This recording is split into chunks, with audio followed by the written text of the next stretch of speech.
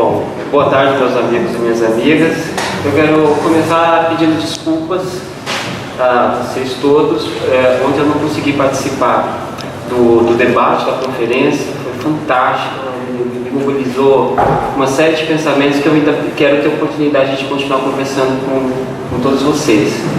E especialmente desculpa aos meus colegas da parte da manhã, Luciana, a Vanessa, o Otávio, o Leonardo, por eu não ter, como vocês sabem, a UERJ está sob ocupação, desocupada um pouco assim, né? E os bolsistas, mestrandos e doutorandos da FAPERJ, assim como os bolsistas ligados à UERJ, estão com os seus pagamentos em atraso, há aproximadamente entrando na segunda semana.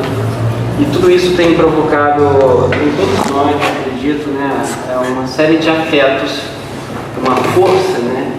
E o bom é que, de alguma forma, essa força já tem conseguido mobilizar o subsolo político da gente, né? Mesmo que, ou seja, os afetos já estão tendo a capacidade de ser compartilhados, e nesse sentido é muito bom estar aqui hoje, porque é uma resistência, né? Continuar pensando, continuar coisa é uma forma de resistir, como diria Foucault, pensar em resistir. E eu estou muito feliz de estar aqui no meio. Eu até me perguntei, eu adorei a programação, o nome da sessão, Cuidado de Saúde Mental, eu acho que marca bem assim como que eu vejo, o que eu aprendo no Leite, né? O quanto que eu aprendo já há tanto tempo. Eu até me perguntei, eu adorei o corpo, eu pensei que fosse o Otávio, mas não é não, né, Otávio? Brincadeira. Mas é isso. Se não teria assim, mas... Brincadeira. O que eu vou apresentar aqui para vocês é um desenho e um rascunho. Eu aprendi aqui no IFIX, com uma das professoras da antropologia, a utilizar a técnica do desenho para pensar, compreender, me aproximar. Uma técnica etnográfica que ela apresenta em vários documentos fantásticos, que conhece a professora Karina Surush, né? Eu experimentei algumas coisas no mestrado, mas de uma forma muito grosseira, e agora mas eu continuo fazendo esse exercício. Aqui o Leite me estimula a fazer esse exercício de usar o desenho. O desenho, então, é esse que eu estou colocando, está na primeira imagem. O rascunho é as primeiras elaborações do ponto de vista teórico e metodológico para a minha pesquisa de doutorado, que eu realizo lá no Instituto de Medicina Social da UERJ. Tem duas frases e uma figura aí, né? As duas frases tentam fazer um rascunho e a figura sou eu mesmo. Eu peguei uma foto minha e fiz uma formação, sou eu mesmo. Aí o meu Paulo Henrique Rodrigues, o meu orientador, perguntou se era a Louca América ou o Louco América, o cara que está jogando a América para cima. Mas é isso, a Louca América é tomar dois territórios que se combinam no meu imaginário. A questão da loucura, né? Eu não estou falando de saúde mental, estou falando de loucura, e o território das Américas, o mundo novo. Isso que aparece em determinado momento na história humana, na história da sociedade, e que é a minha sedução de ponto, de coisa. Isso faz parte de um movimento ainda muito mais interno. E aí é importante dizer isso. Essa pesquisa, ela teve uma origem profunda, assim mesmo, de necessidade de que ela se fizesse e juntasse forças e transformar em um projeto de doutorado, vem desde 2008, quando eu participei do primeiro Congresso Brasileiro de Saúde Mental, e em seguida eu fui a Buenos Aires. Na mesma semana a gente desceu uma caravana e fomos para o 6º encontro, o Congresso Latino-Americano de Saúde Mental e Direitos Humanos, realizados há muitos anos já pela Universidade das Populares Madres da Praça de Maio. E foi lá que nasceu uma consciência, um sentimento latino-americano relacionado às práticas de saúde mental e à loucura. Por quê? Porque eu encontrei lá diversas pessoas que, como eu, que ainda quanto estudante, estavam experimentando as noções de loucura. A loucura no sentido do cuidado e das políticas públicas, e também da arte, principalmente, em forma conjunta. Foi lá que eu encontrei, assim, colombianos, venezuelanos, muitos argentinos, muito uruguaios. Ou seja, eu percebi que estar no Brasil me isolava de uma série de acontecimentos que eu não conseguia essa cisão, né, das Américas, essas divisões, integrações, desintegrações da América, me fazer. Então, naquele momento, nasceu uma consciência, eu conheci pessoas. Então, desde 2008, eu tenho acumulado uma série de um portfólio de informações acerca, principalmente, desses 3 temas que eu trouxe aqui para vocês. A questão das reformas psiquiátricas, e aí eu estou tomando reformas psiquiátricas como processos sociais, e o Paulo Amarante gosta de falar de processos sociais complexos, mas eu acho que o processo social já é complexo, né? Então fica meio redundante. Mas assim, mas principalmente como processo de transformação, que coloca em questão, principalmente no meu ponto de vista, a questão da loucura. O lugar social da loucura, o que fazer com os loucos, a gestão dos loucos, ou seja, pensar a reforma psiquiátrica não como política pública, mas como acontecimentos que no centro está necessariamente os loucos e a loucura e os derivativos dessa relação, desse dispositivo que Foucault analisou muito bem nas suas histórias todas de loucura. Mas pensar essas reformas, para mim, pensar essas reformas psiquiátricas no Brasil foi tomando uma coisa de pensar muito em política pública. Hoje em dia se assume isso, né? Talvez o Túlio vai dizer isso, se assume. A reforma psiquiátrica brasileira é a atual política pública de saúde mental no Brasil. E aí isso foi me chateando, já são 12 anos estudando isso e vendo isso se repetir. Eu falei assim, eu comecei a buscar um aspecto de por que essas reformas acontecem, como elas acontecem, por que elas se tornam eventos, elas são marcadas por eventos sociais, né? São mortes de pessoas, são fins de grandes instituições, por que é isso? Então eu fui me pensar que tipo de movimentos, deslocamentos de pessoas, ações coletivas, grupos estavam envolvidos. Ou seja, eu quis me voltar para o que o Luiz Tapia, um sociólogo boliviano, que tem me influenciado muito, né? Fui descobrindo através da Maria, deu uma grande que eu já vou falar aqui, mas pensar no subsolo político desses processos sociais. Então, o movimento social foi a palavra que eu encontrei no campo das ciências sociais, do social, que talvez apontasse para uma ação coletiva e política que necessariamente cria ou põe em movimento os processos sociais. E disso tudo dentro de um campo de trabalho, estudos, também muito novo, muito específico, não muito específico, porque agora tem tentado se enraizar no campo da saúde como todo, mas é o campo da saúde mental. E esse campo da saúde mental, ele tem uma perspectiva no Brasil, pelo menos, das pessoas que participam, dos principais interlocutores, como um campo de prática, né, de cuidado como prática de saúde, um campo de pensamento, ou seja, pensar a saúde mental, e também um campo de ativismo. Né? Aí eu sempre gosto de lembrar a figura dos mentaleiros, né, que são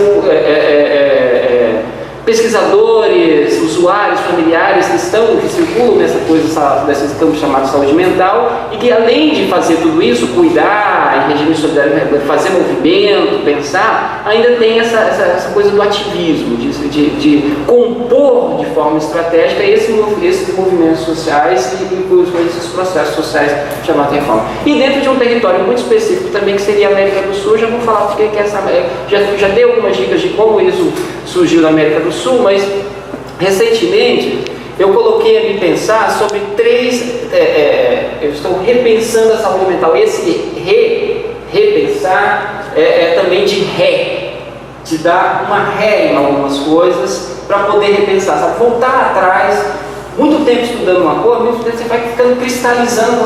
Então esse exercício para mim, eu tenho feito repensar a questão da saúde mental.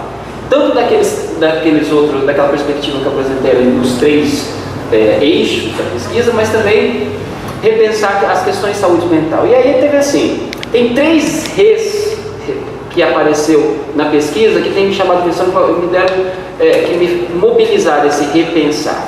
É a questão da reforma, a questão da reestruturação e a questão da revolução. Esses 3 R's estão relacionados aos processos que eu falei para vocês, chamados reformas psiquiátricas, né? Só que aparecem com figuras diferentes. No Brasil, nos Estados Unidos, Portugal e na Itália apareceram no nome reforma. Mas um dos meus interlocutores disse que na época, em final de 60 e 70, era vergonhoso ser chamado de reformista. Afinal de contas, o ano que não acabou queria o quê? A revolução.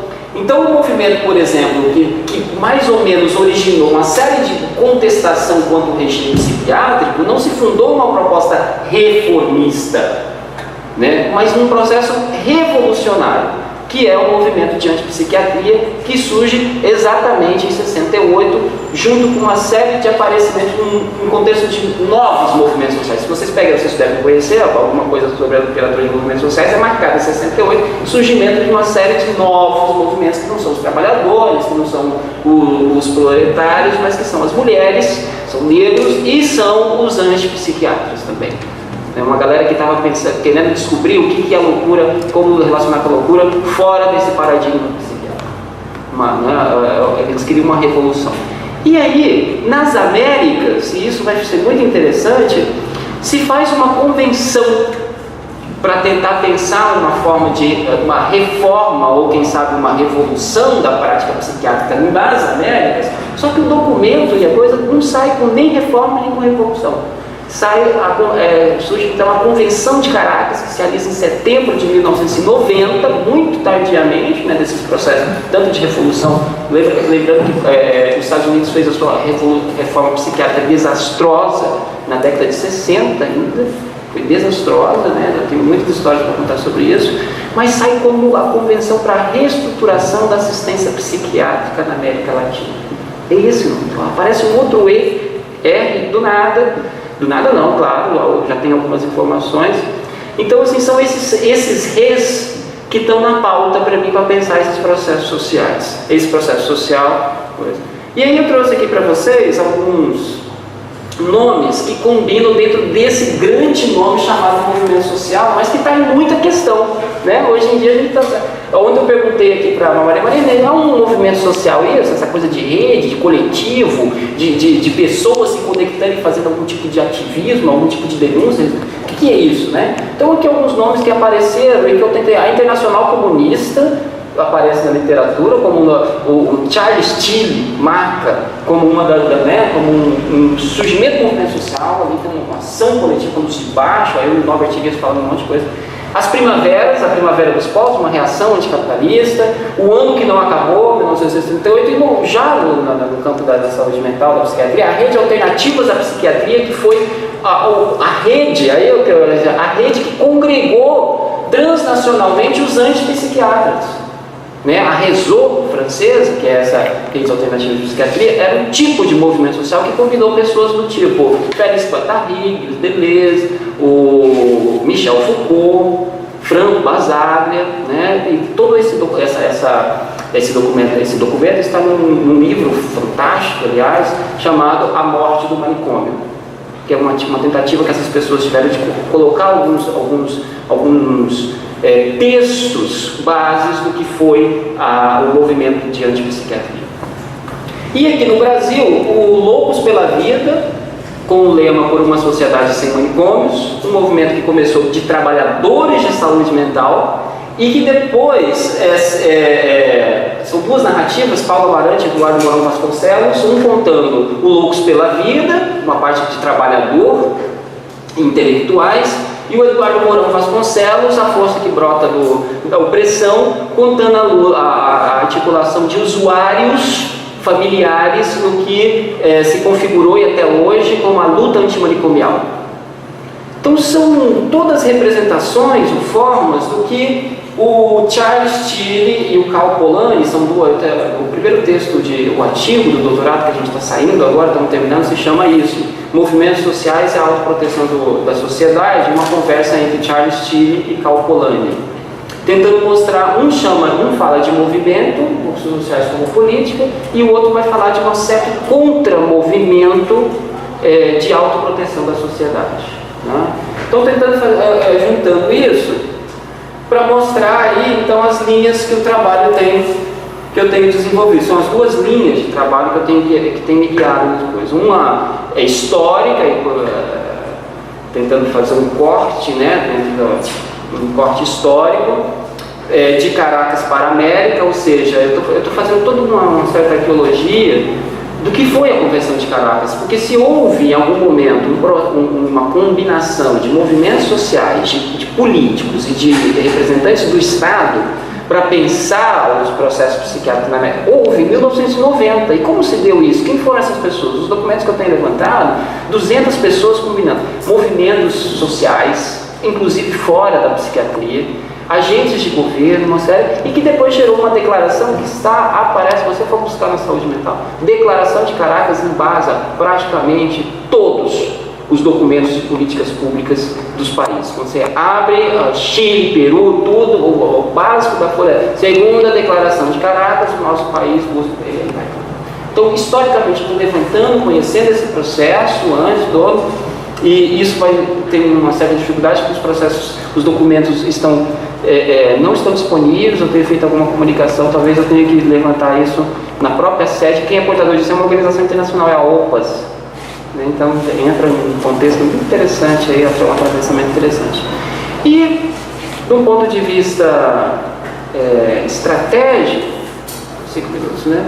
Eu pensei de ir para as fronteiras, ir ao sul da saúde mental, literalmente, ir para o sul, para a fronteira sul, primeiro porque as fronteiras me indicariam ir para o sul da saúde mental, falar desse sul que a Maria levantou, ou seja, as reformas psiquiátricas no continente sul-americano, assumir isso, e a brasileira principalmente, não são a mesma coisa do que os processos de reforma psiquiátrica que se deram na Europa, muito menos nos Estados Unidos. Então existe aqui uma conformação de pessoas, movimentos, políticas, que é diferente. E que talvez o Brasil represente isso de uma forma muito expressiva. Hoje o Brasil tem o maior parque industrial ou parque de saúde no campo psiquiátrico. Então, assim, é uma ambiguidade, porque acabar com os manicômios no Brasil é acabar com uma população que chegou a quase 200 mil internos. No entanto, hoje nós temos mais de 2 mil CAPs fazendo ações de saúde, ou seja, uma inversão uma ambiguidade. Então nós queríamos acabar com o manicômio porque lá estavam aprisionados. No entanto, nós criamos um sistema de saúde mental que atende muito mais que isso, ou que pega pessoas muito mais que isso, inclusive pessoas que não estavam na descrição manicomial que os aprisionavam, né? Então, as fronteiras para mim, ou seja, pensar, e aí eu já estou monitorando alguns casos, né? O Uruguai, a fronteira com o Uruguai está sendo muito interessante para mim, porque o Uruguai está fazendo um processo de reforma psiquiátrica, junto com o processo de reforma sanitária, junto com uma reforma de Estado de algumas políticas. Eu não preciso lembrar vocês da reforma que teve quanto às políticas relacionadas ao aborto e ao uso de algumas drogas, inclusive, principalmente a questão do plantio, do consumo da maconha. Ou seja, são processos políticos, sociais, que estão diretamente relacionados ao campo da saúde mental e que, de alguma forma, se materializam bem distintamente algumas partes de contato, que Brasil também, do Brasil e Uruguai, ou seja, então as fronteiras, segundo o Vitor Leonardi, que escreveu um livro fantástico chamado Direitos Humanos e Violência e Direitos Humanos nas Fronteiras do Brasil, recomendo, fantástico, tem descoberto muitas coisas. Ele propõe fazer uma desconstrução punk dessa noção de fronteira. Apesar de ser um território social específico, ali é um território de contato, e ali nós estaríamos com 2 movimentos importantes na pesquisa: fazer um movimento de interiorização e um movimento de internacionalização. Por quê? Porque aí a gente estaria pensando as fronteiras como no horizonte geopolítico de contato entre sociedades, entre estados, entre sociedades e entre grupos específicos, como são as pessoas portadoras de transtorno mental, seus familiares e todos os outros agentes em volta desse grupo. Então, ir para as fronteiras, e aí pensando na fronteira sul da fronteira sul do país, tentar entrar em contato com fazer as coisas. E é estratégico também, porque com os problemas de financiamento de pesquisa, tentar fazer um voo por alto seria um pouco complicado, né? E aí aqui eu trouxe as minhas inspirações metodológicas. A imaginação sociológica, ou seja, sair do que o Todorov fala de imaginoso e ir para o que o Charles Wright Mills chamou de imaginação sociológica, pensando que necessariamente, e a Ana Cláudia falou muito isso comigo ontem, assim, o que a gente faz é preciso ser afetado para fazer, é preciso isso. Então, não adianta eu querer falar de uma louca América sem construir um itinerário intelectual onde eu possa falar sobre isso, explicar sobre isso, né? E a noção de caixa de ferramentas substitui um pouco aquela coisa de métodos, aquela coisa, mas o que eu levo, o que eu uso para fazer pequenos furos, né? A caixa de ferramentas no sentido de fazer alguns furos para que a gente consiga conhecer algumas coisas. Então esse é um primeiro desenho, um primeiro rascunho aí da nossa louca América que eu tenho feito. Esse é um rascunho, tá, gente? O desenho foi aqui, mas eu só queria falar duas coisinhas aqui que me prendeu bastante. O Victor Leonard é um historiador e esse livro ele falou que tem uma diferença muito grande entre o turista e o etnógrafo. E ele chama atenção para que a gente nos atenhamos a isso. Já o Mignolo, Walter Mignolo, uma referência de Maria, que salvou aqui, ele diz que para falar de um território como a América Latina ou como as Américas, é preciso que toda vez que você fale, você precisa reinventá-la. Reinventar as Américas é um exercício muito importante. E ontem, na conferência da Cláudia, me chamou a atenção quando ela fala de uma certa pesquisa, da diferença entre da via do laboratório e da via da observação, e pensar uma terceira via, a via da interferência. Eu gostei muito disso, isso falou muito comigo, porque aí a escrita com o próprio sangue talvez seria a possibilidade de uma narrativa política, de fazer uma interferência no campo, que é o que talvez saia desse projeto de pesquisa. Muito obrigado.